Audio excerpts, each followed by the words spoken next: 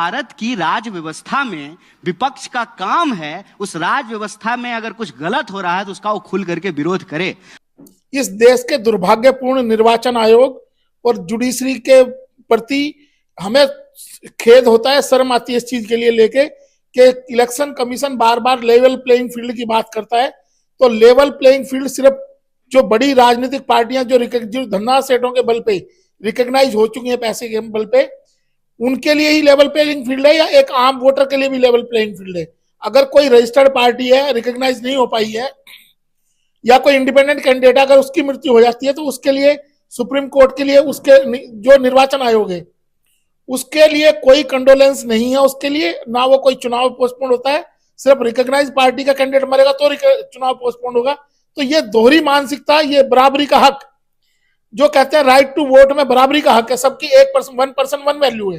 तो यहाँ 1% 1 वैल्यू कहाँ? यहाँ तो एक 1% contesting with the resources and other person is contesting in poor conditions. अभी भारत के इतिहास में ऐसा हुआ था, लेटरल एंट्री के नाम पे जी सर नमस्ते सर कहने वाले लोगों को हर पोजीशन पे बिठा दिए हैं और कहते हैं कि जो है इंस्टीट्यूशन कैप्चर नहीं हुआ है। सेक्शन 52 है रिप्रेजेंटेशन ऑफ पीपल्स एक्ट का, उसमें इन्होंने रिकॉग्नाइज पार्टी के बारे में लिखा है, जबकि मैं सोचता हूं ये आर्बिट्रेरी रूल है। बिना सोचे समझे धन्ना सेठ लोगों के लिए रूल बनाया गया कि चुनाव में धन्ना सेठ अपना पैसा इन्वेस्ट करते हैं।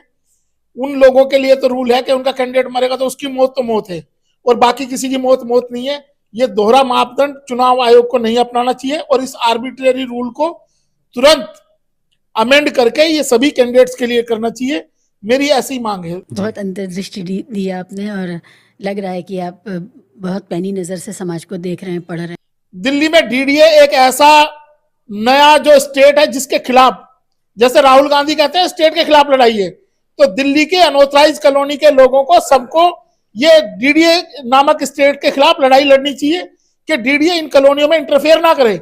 बार बार उनके आशियाने को तोड़ जाती है। लोग अपनी मेहनत की पूंजी, अपना जीपीएफ का फंड, अपनी पूरे जीवन की पूंजी मकान में लगाते हैं, उनके मकान को ध्वस्त किया जाता है। आपने क्या रूल्स बनाए? क्या दिल्ली में भारतीय जनता पार्टी और आम आदमी पार्टी बताए कि दिल्ली में कॉलोनियों में रहने वाले गरीब लोगों का नक्शा पास करने के लिए उन्होंने आज तक क्या कदम उठाया? क्या उन कॉलोनियों में जो लोग मकान बना के रहते हैं उनको मकान बनाएंगे तो उनका इलीगल हो जाएगा, उनका वोट लीगल है आपके लिए?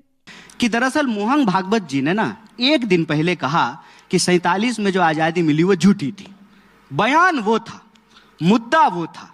अब क्या है ना कि डाइवर्ट करना है तो कुछ पकड़ लो जिससे बात कहीं और पहुंच जाए। मैं इसको एक्सप्लेन करता हूं। देखिए, अगर आपको कहना है ना कि देशद्रोह क्या है, तो आज के डेट में जो राज व्यवस्था है वो राज व्यवस्था संविधान की राज व्यवस्था है। इससे पहले अंग्रेजों की राज व्यवस्था थी, उससे पहले मुगलों की राज व्यवस्था थी। संविधान के राज व्यवस्था में संविधान लागू होने की प्रक्रिया को झूठा साबित करना, मतलब भागवत जी के नजर में महिला पुरुष बराबर हुए, दलित ब्राह्मण बराबर हुए, ये झूठ था जो 47 में हुआ। वो राजद्रोह नहीं है, वो देशद्रोह नहीं है। लेकिन राहुल गांधी ये कहें कि इस देश की लोकतांत्रिक संस्थाएं कैप्चर की जा रही है आरएसएस बीजेपी के द्वारा, चुनाव आयोग को कैप्चर किया गया है, मीडिया संस्थान को कैप्चर किया गया है, लोकतंत्र की अलग अलग संस्थाओं को कैप्चर किया गया है। राजनीतिक दल का काम यह है कि उसके अनुसार जो है वो मुद्दों को उठाए और मुद्दों का निदान करे। मुद्दे इमर्ज होते हैं और उसके आधार पर जो है पॉलिटिकल पार्टी जो है उस मुद्दे को अपने राजनीति में, मैं आ रहा हूं, शामिल करती है।